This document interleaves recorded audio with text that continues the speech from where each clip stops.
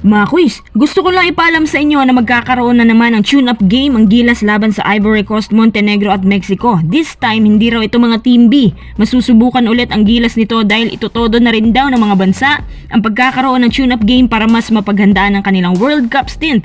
Habang tumatagal kasi, lumalakas ang mga bansa.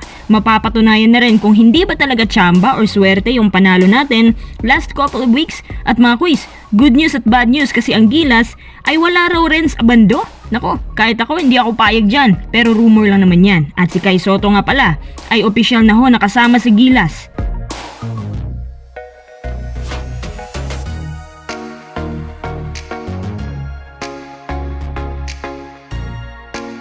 Bago tayo magpatuloy, kung nais nyo suportahan ang aking channel, just click subscribe and share. Papayag ka ba na walang Renz Abando ang Gilas? Abay ako, personal ko tong opinyon. Wag na wag niyong tatanggalin si Abando dahil isa sa mga legit scorer natin yan. Yung binibigay sa kanya ay hindi naman masyadong mahabang minuto pero nabibigyan niya ng quality time. Bukod kay Malonzo, high flyer din yan at napaka-athletic. Hindi pa man napafinalize ang Gilas Final 12 pero ang dami ng mga leakage ang lumalabas. Kung totoo man itong wala daw Renz Abando ang Gilas, abay sana wag nilang ituloy ang pagtanggal sa kanya dahil wala naman ako nakikitang rason kung bakit nila gagawin yun. Kapag ito nalaman ng maraming tao, lagot si Coach Chot, kukuyugin siya ng mga tao niyan. Isa din yan sa crowd favorite. Si Abando din ay subok na sa mga international games at malakas din ang dating dahil naging pro bowler yan sa KBL. Alam naman natin na iba ang competition doon. Ibang iba sa experience ng mga kasamahan niyang taga PBA. Kailangan nila si Renz Abando. Kasi kung hindi, bakit pa nila tinawagan at pinamamadaling papuntahin sa Gilas practice kahit hindi pa siya masyadong kondisyon noon? Tsaka teka, may kinalaman kayo ito dun sa mga nabubuong lamat at pagbabangko ni Coach Chot kay Renz nung mga nakaraang taon? Isa lang masasabi ko, maling-mali ang desisyon kapag tinanggal si Renz sa Gilas.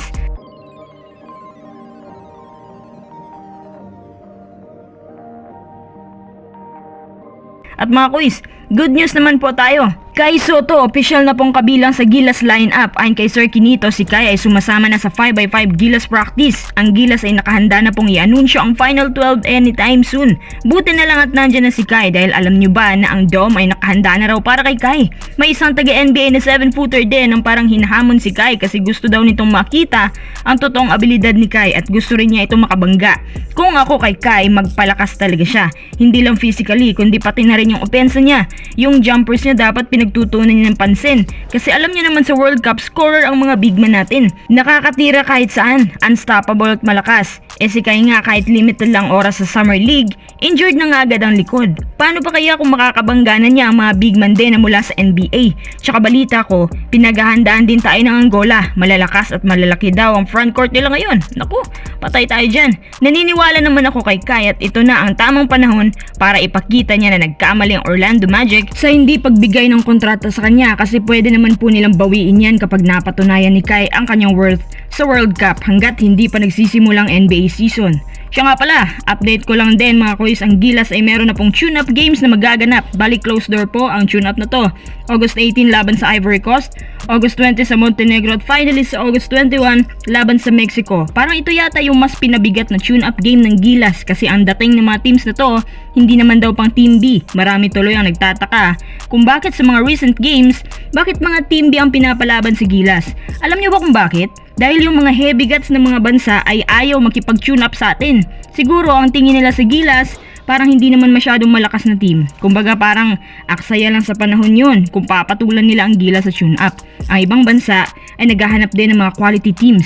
Ayon mismo kay Coach Chot, maraming teams ang tumanggi sa nakaraang tune-up games. Sayang nga raw dahil pwede na sana makabuild up ng another learning experience. Mas makakabuo pa ng matibay na pundasyon ng Gilas at nang sa ganun ay hindi tayo nagugulat sa kung paano maglaro ang ibang malalakas na teams. Ngayon na huling tune-up games na to, itotodo na raw nila ang kanilang mga natutunan sa bagong system. Kasama syempre sa tune-up na to si JC at si Kai Sotto. Ito mas exciting, si Kate Thompson na lang kulang. Kaya pala mas bigati na yung makakaharap natin kasi todo na rin ang ating lineup sa tune-up game. So mga quiz, sa inyong mga kalendaryo tandaan nyo po yung petsa natin, August 18 to 21. Closed door po yan pero hindi ko alam kung naka-televise. Pero sigurado naman ako na may makakapag-upload ng laban na yan. Susubukan po namin kuhanin ng gameplay highlights.